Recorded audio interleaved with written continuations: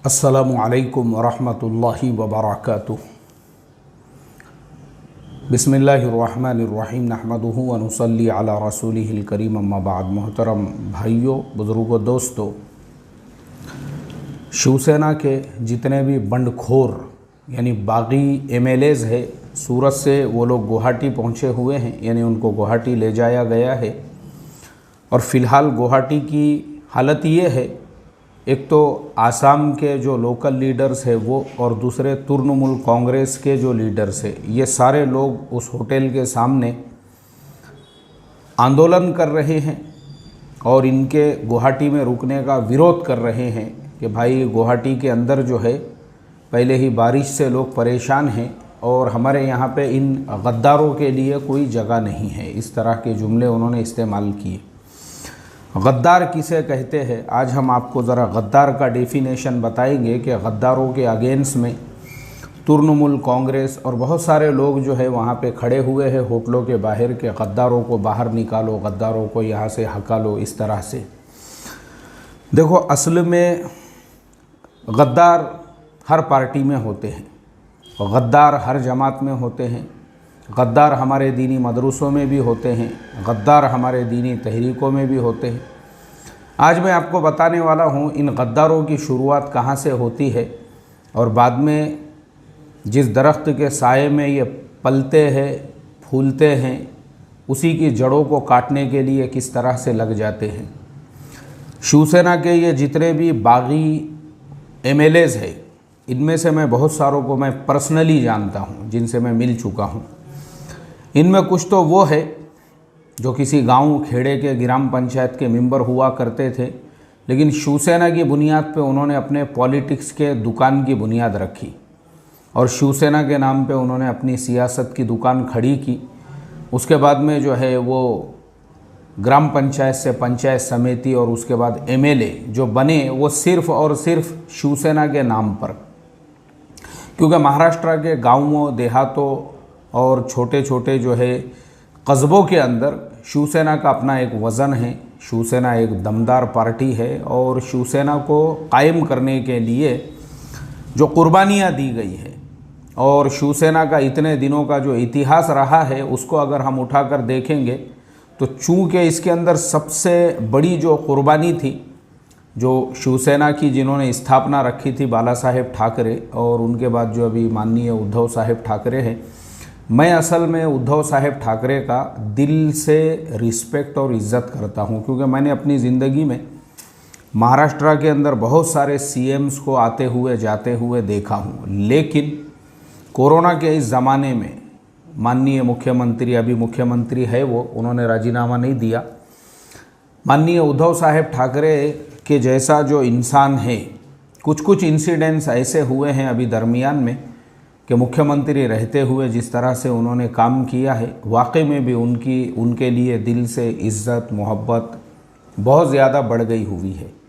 तो इसके लिए मैं ये समझता हूँ कि एक ऐसी पार्टी, जिस पार्टी ने ये लुक्खों को, इनको मैं लुक्खे कहूँगा, गांव खेड़े में जो है भाईगिरी दादागिरी करने वाले लुक्खे, जिनको शिवसेना ने जो है इनको टिकट देकर एमएलए बनाया, एमपी बनाया, आज ये बड़े बड़े जो है लीडर्स बन चुके हैं।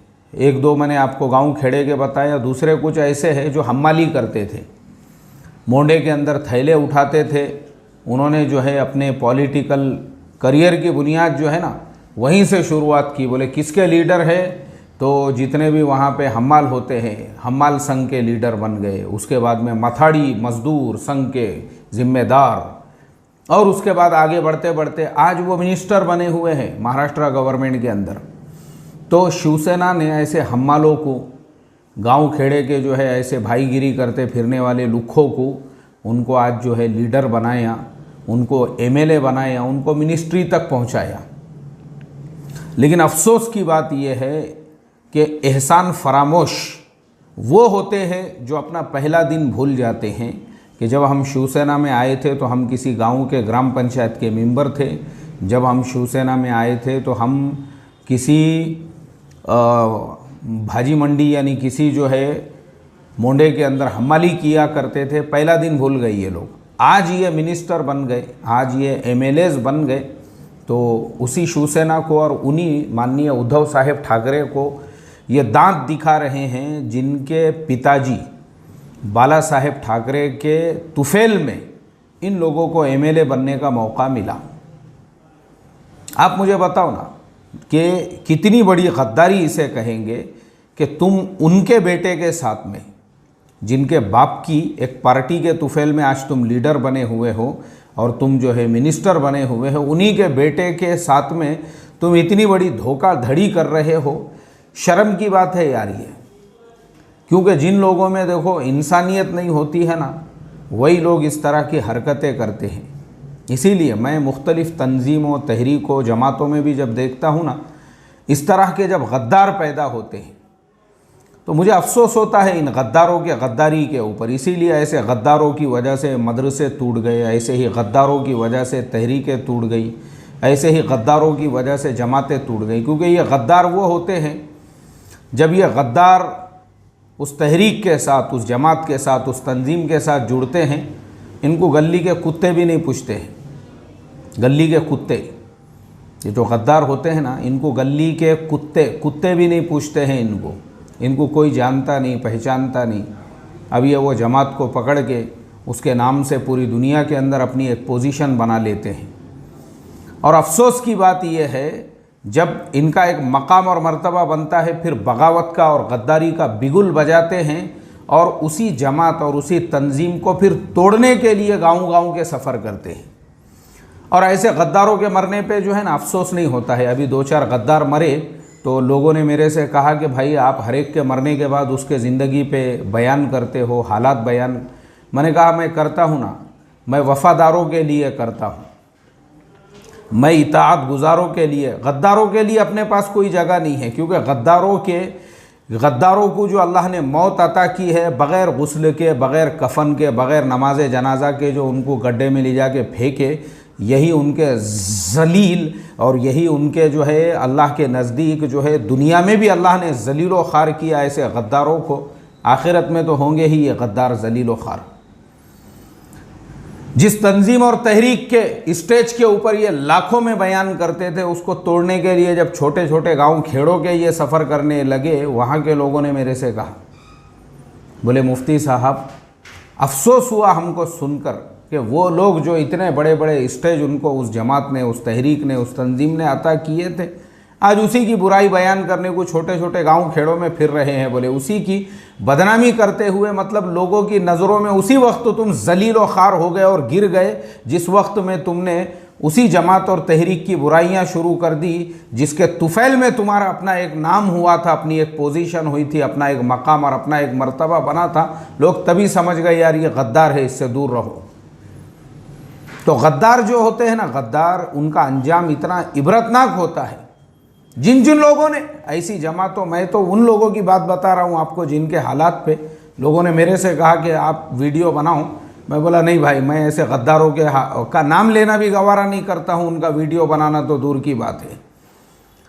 गली मोहल्ले के लुखे जिनको कुत्ते भी नहीं पूछते थे, उनको जिस जमात ने, जिस तहरीक ने इस मकाम और मर्तबे पे पहुंचाया, अगर ये उसी की बुराइयां स्टेजों से कर रहे हैं, मिंबरों से कर रहे हैं, तो ये जलील व ख़ार कुत्ते इस लायक भी नहीं है कि उनका नाम लिया जाए या उनको जो है उनके मरने पे कोई अफसोस जताया जाए।